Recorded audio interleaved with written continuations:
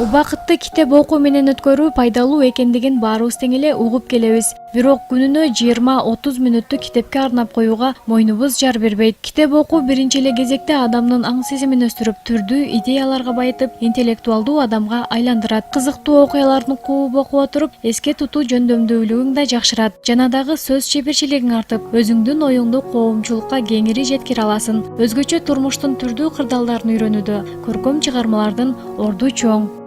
Окурмандарга көркөм чыгарманы сунуш кылат элем. Анткени публицистикалык же болбосо атайын очерктерди, өмүр баяндарды окуганга аракет кылышат. Ага караганда көркөм чыгарманын адамдын ой жүгүртүүсүн өстүрүүгө, сөз байлыгын, речин кеңейтүүгө өтө чоң түрткү берет да, өтө чоң өбөлгү болот. Көркөм чыгармада турмуш бар, маалымат бар. Анда ошол кырдаалды көз алдыңа алып келет.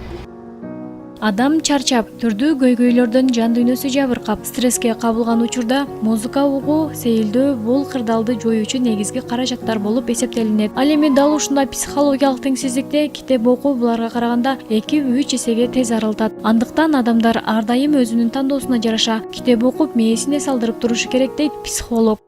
Депрессияга түшкөн адамдардын көпчүлүгү бардыгы эле кайгырып, ар кимге арыз арманын айта бербейт.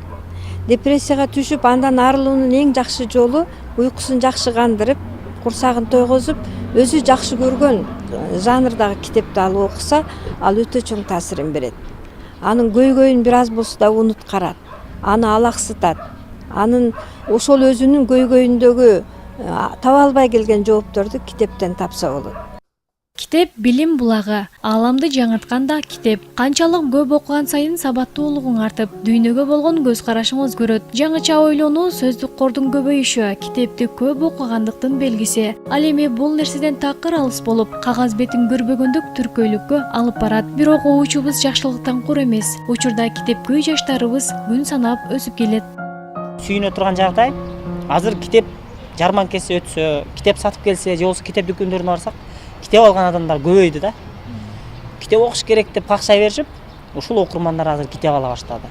Эми китеп алганга эле көндүрүп алсак, эми окуганга ал бош убакыттар көндүрөт да. Мисалы бир күн үйүңдө жатып, эч нерсе жакпаганда бир китепти ачасың да. Бул деген ошол дүйнөгө тартып кирип кетет деген сөз.